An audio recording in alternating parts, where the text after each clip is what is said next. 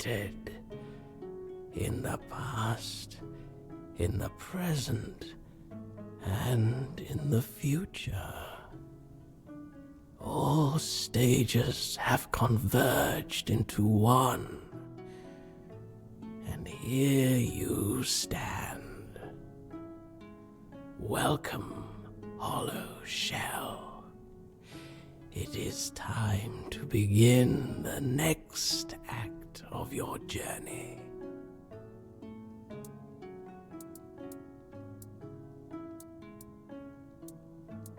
Ignatius is but a corpse now, walking his own path toward grace. But his journey nears an end. He survived because he was the only one prepared to become a hollow shell.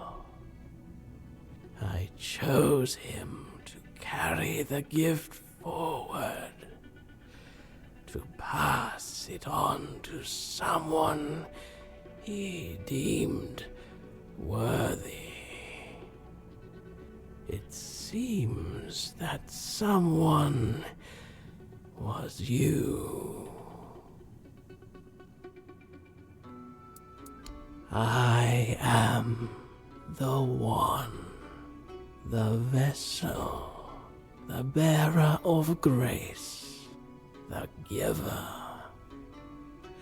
I have worn many names, but names matter little, except for the prophets. Kai, Kai, Kai. Listener of the bleeding heart of the plague, the sanctified pilgrim. Simple minds with lofty titles, and simpler folk with no standing, opened these walls to something they did not understand. Then came the outbreak of terror. The plague claimed this place. Red Death. A holy relic, a fragment of the sanctified body of the prophet. A humble soul is awaited by the bleeding heart of the plague. Someone who evaded its grasp. Someone who defied the destiny laid before them. Her name is Una, an old widow in Kuna. But she is not alone. There is another, one whose choice led you here.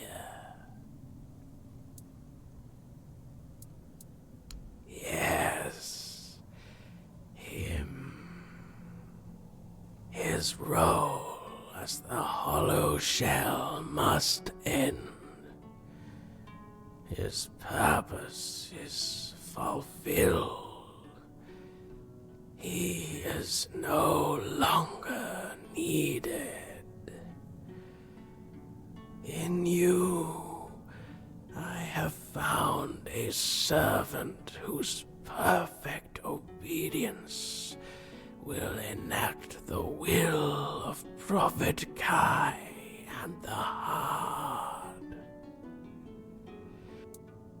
She will die in her sleep, and she will find peace in death. For those who defy their destiny cannot depart with joy. The gift you carry is only the beginning. Much within you must be purged before you achieve perfect obedience, before you are ready for the final act.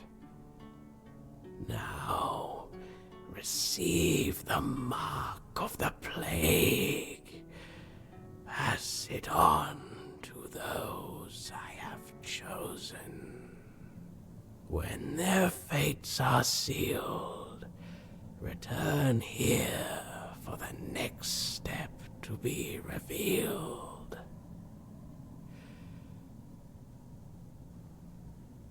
I know. Return when it is done.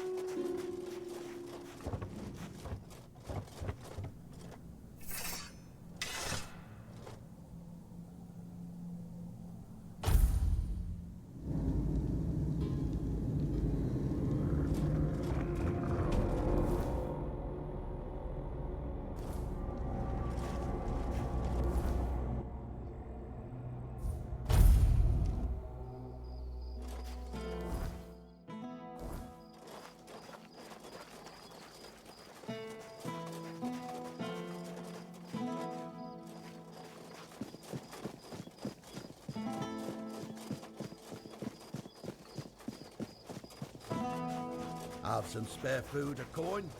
Anything else?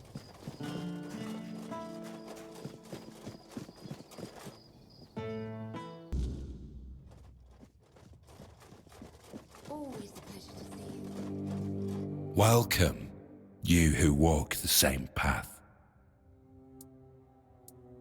A handful of Camelot soldiers, myself among them, were chosen for a special mission under the command of the Red Church. The priests sought an artifact said to be hidden within the toll house at the border. Yet, what we found was far more precious. Blessing and peace. None returned but me. It was then that I received the gift.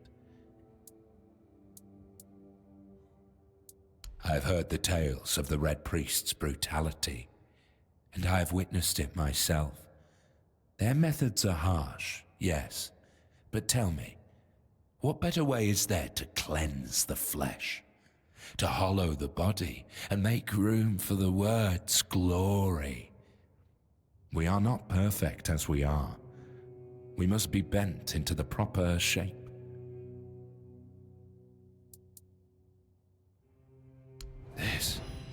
This mark. No. But I don't understand. I was told to wait. An empty shell. Just as it was said. Why are you doing this to me? Why, when I gave you such a wondrous gift?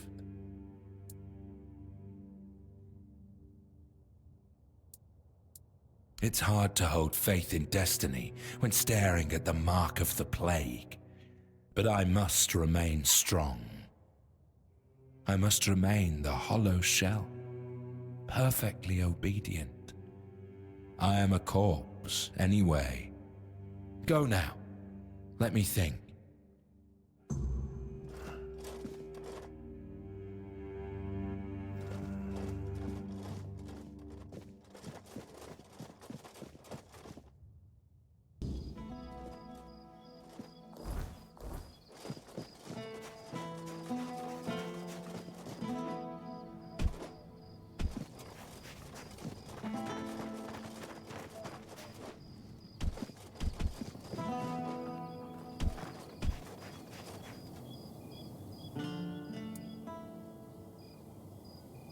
The plague's mark.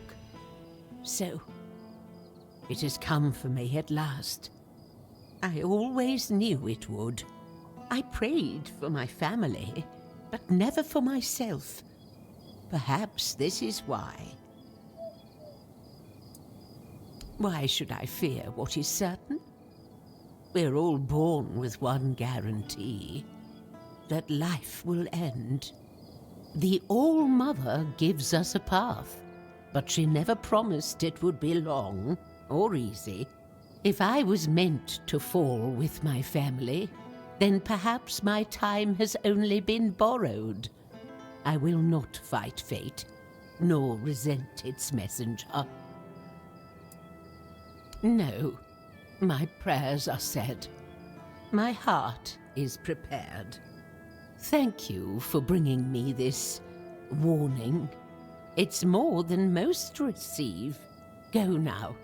Death will come when it's ready. There's no need for you to linger and watch.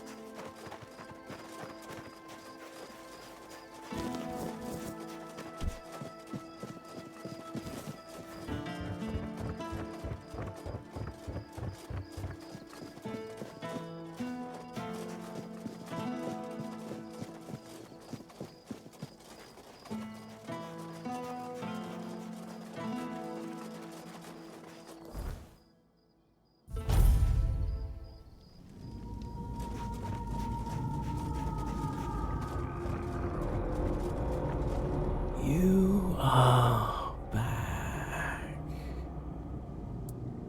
Ignatius, Una, these souls have taken their first steps onto the path that leads to the embrace of the bleeding heart of the plague.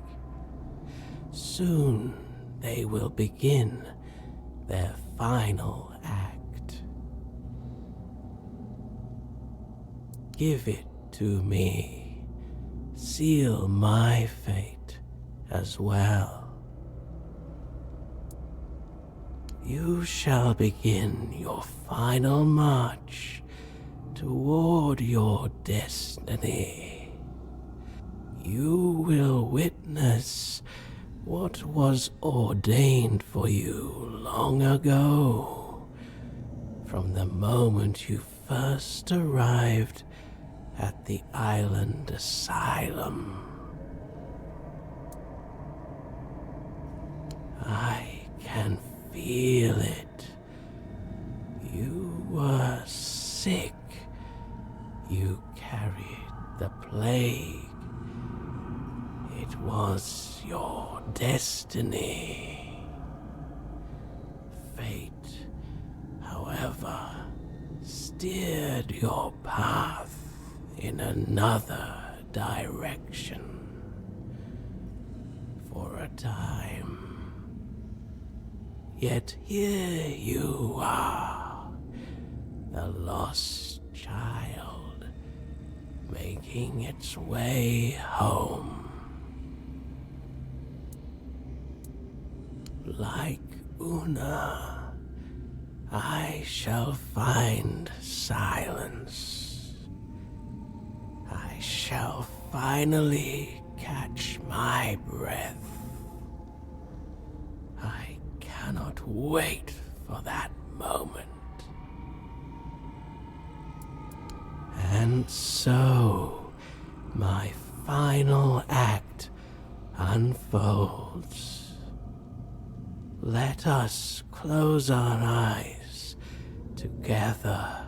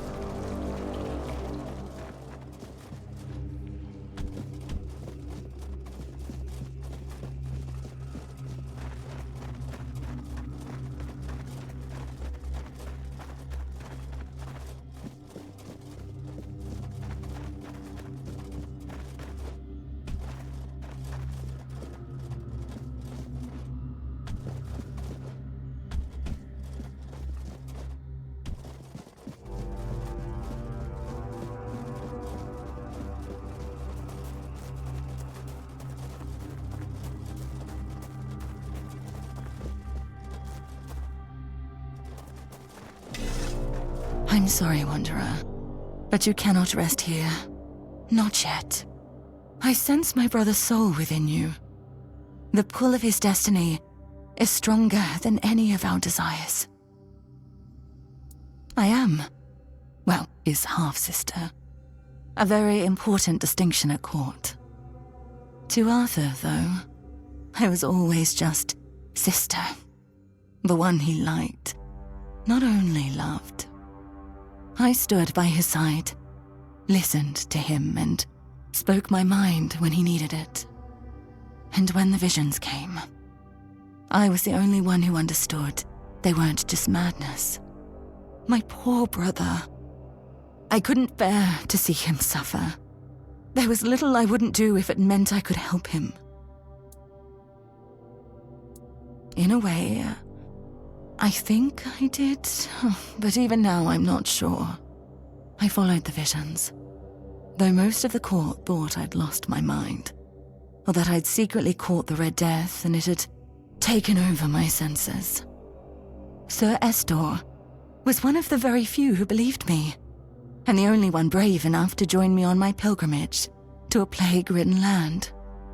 The visions showed me a place of beginnings, bathed in creeping scarlet. So, that's where we went. The bleeding heart of the plague.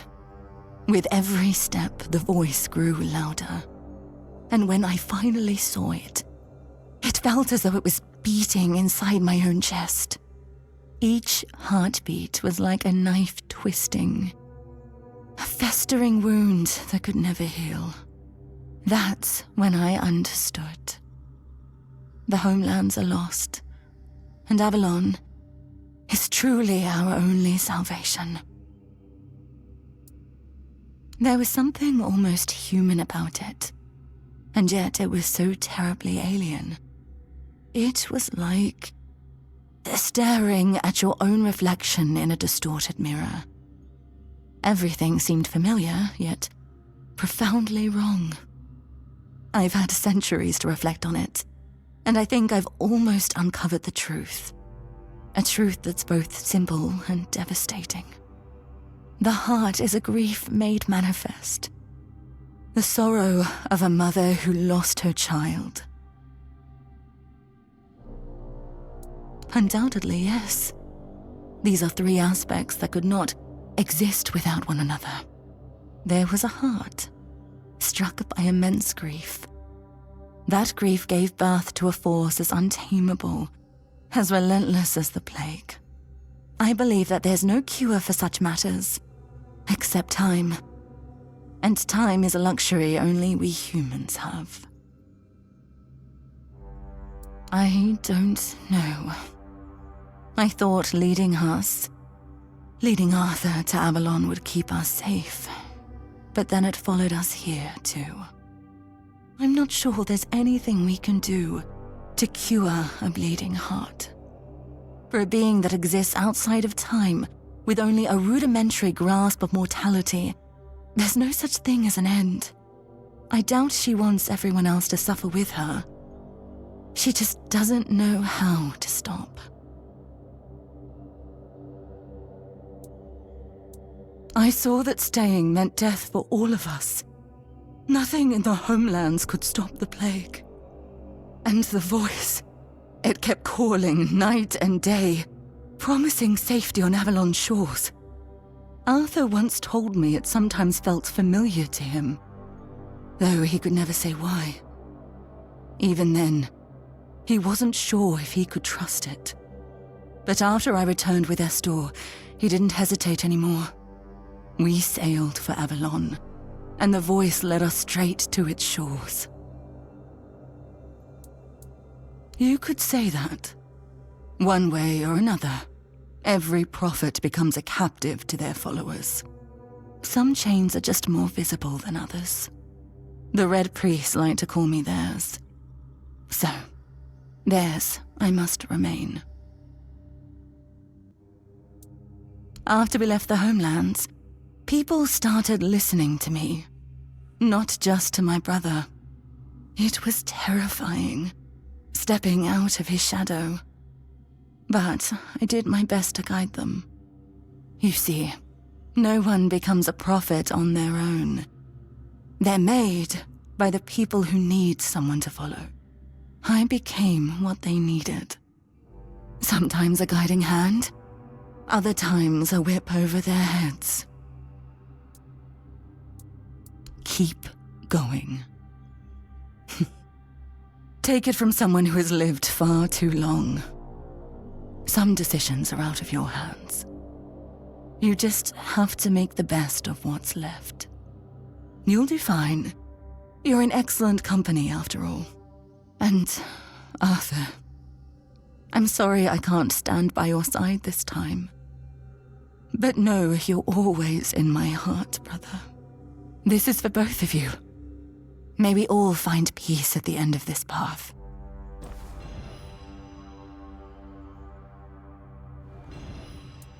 Please, take care of my brother.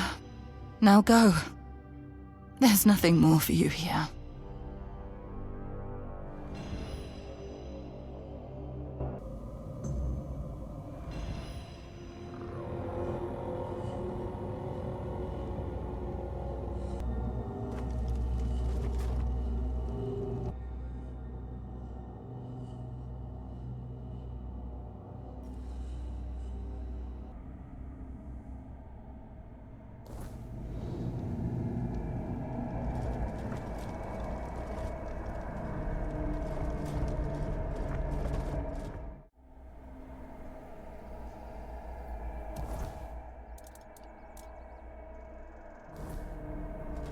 It takes more than just ambition to fly.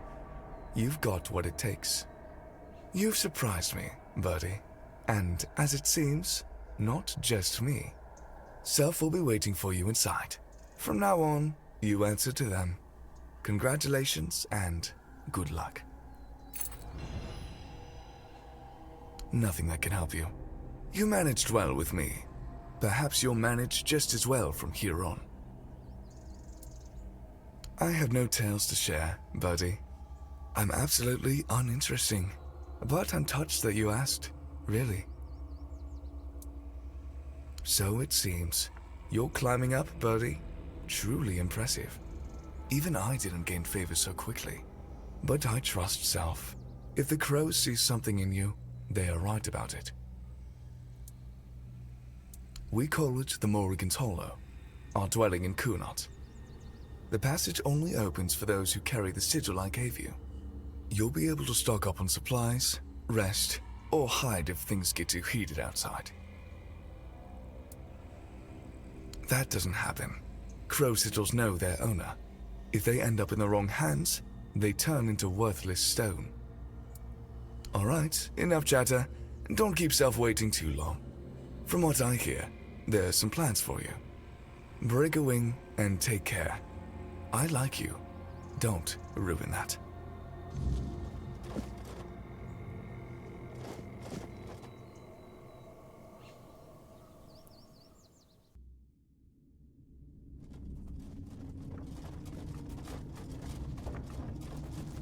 There you are, my little hatchling.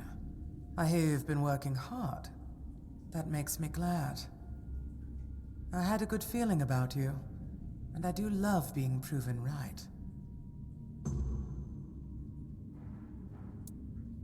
Why not? If a name defines us, then I am all I need to be. Does there always need to be a story? My name is my own. That's all there is to it. No. Eager, aren't you? Just don't let that eagerness turn into recklessness. Some children get a little too fond of blood, and then we have to clip their wings. I do have another task, but I'm afraid it's not a job I can give to a mere hatchling. I know you can. You've shown that you're ruthless, driven, and cunning when it counts. It would insult both you and Morrigan to keep treating you like a chick begging for worms. No, it's time you took flight. Congratulations. From now on, you're a fledgling. make us proud. First, from now on, you answer only to me and the other crows. Any hatchlings we send your way are yours to command. If you decide they're not fit for the guild, it's up to you to take care of them. As for your tasks, how you handle them is your business. I don't care about the methods, only the results. The rest, we'll see how you do. It is. I'm glad you understand that. Most hatchlings don't live to see this day. Your next assignment is of utmost importance to all the children of Morrigan. That includes you now, so I trust you'll approach it with even greater diligence than any task you've been given so far. A while ago, we lost contact with one of the seers.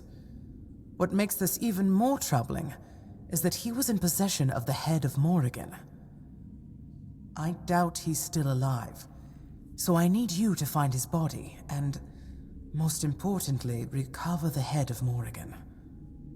And of course, eliminate anyone who dared to touch it.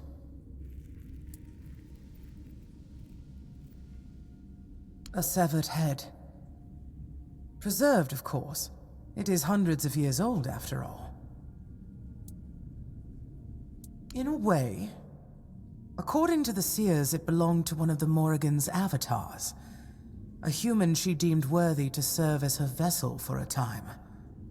When the vessel's purpose was fulfilled, Morrigan commanded the children to sever its head so it could forever serve her clerics in spreading her will. Now you see why it must be treated with the utmost care and respect. You'd have to ask the seers about that, though it's not likely they'd tell you. They keep their secrets closely guarded and only speak to the crows. But who knows? Morrigan willing, you may one day have the chance to pester them with your questions. I, for one, am looking forward to it. See that you do. I've marked the seer's last known location on your map. Oh, and if he really is dead, there's likely to be a complication. You see, the seers are very protective of their secrets, even after death. His corpse will probably be guarded by a banshee, and banshees don't distinguish between friend and foe. But I'm confident you'll manage. Now go. May Morrigan's wings shield you from prying eyes.